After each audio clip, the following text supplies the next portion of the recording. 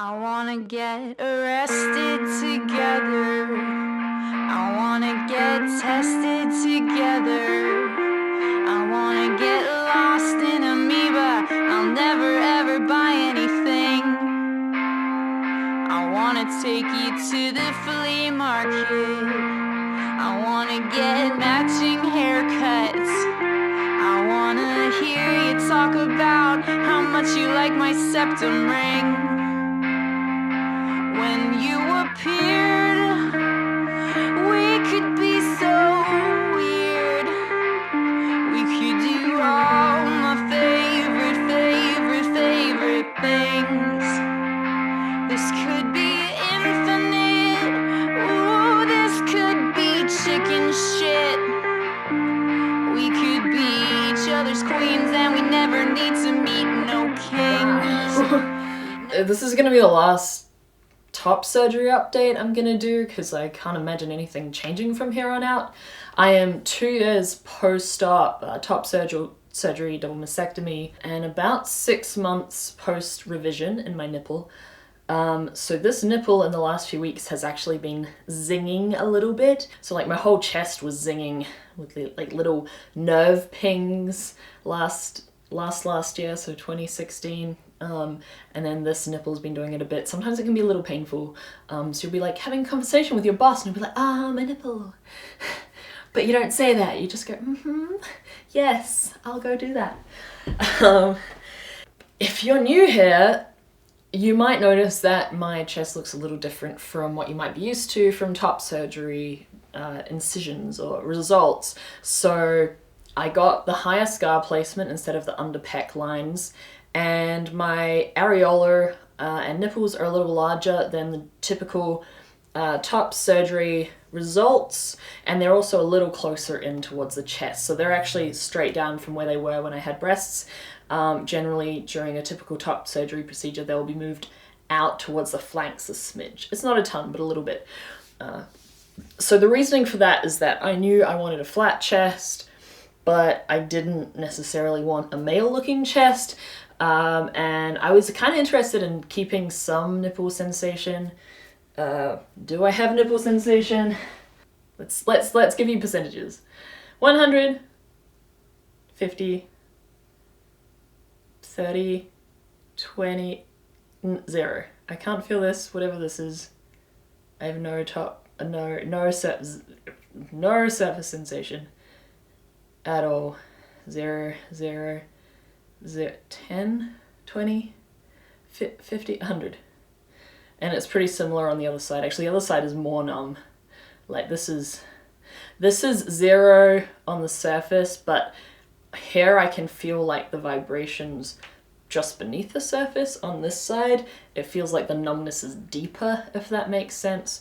So I don't even feel the vibrations as much. So yeah, I guess I didn't keep any nipple sensation, but this one still goes hard and soft depending on the temperature. So that's kind of cool.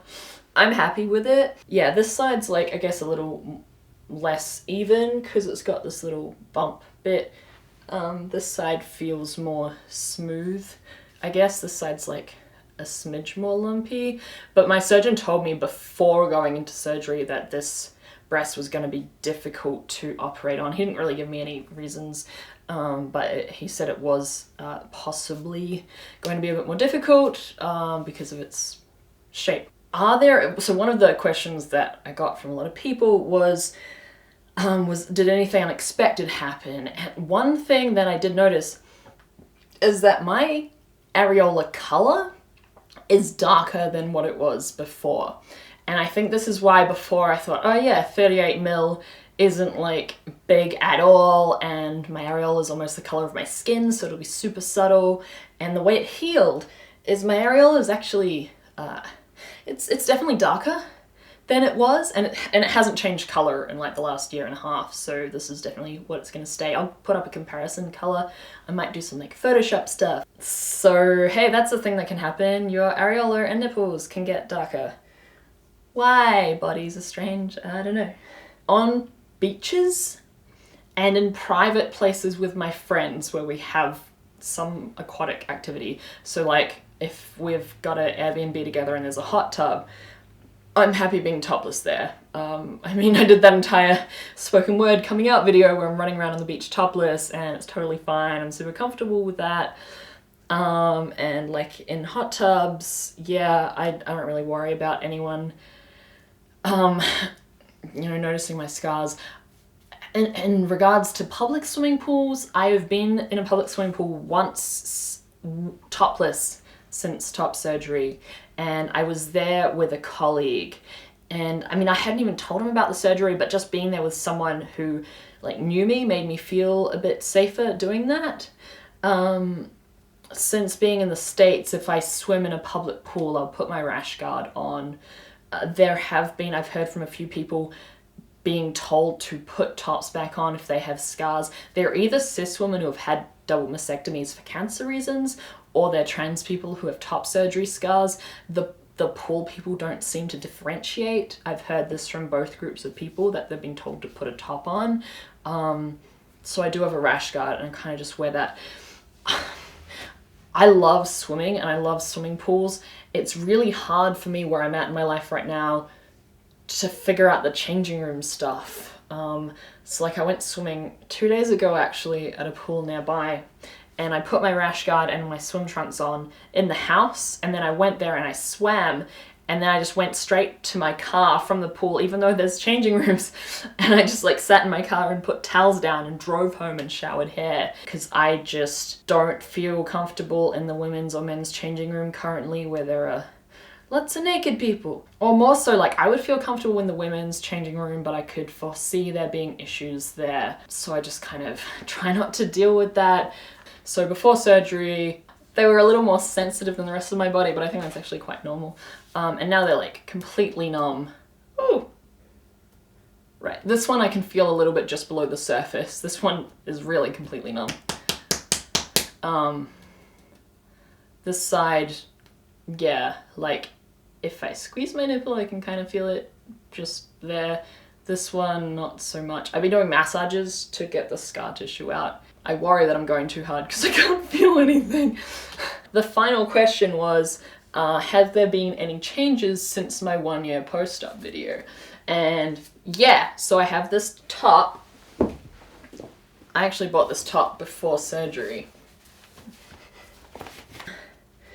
And as you can see, my nipples are visible through this top. You can see these little bumpy bits.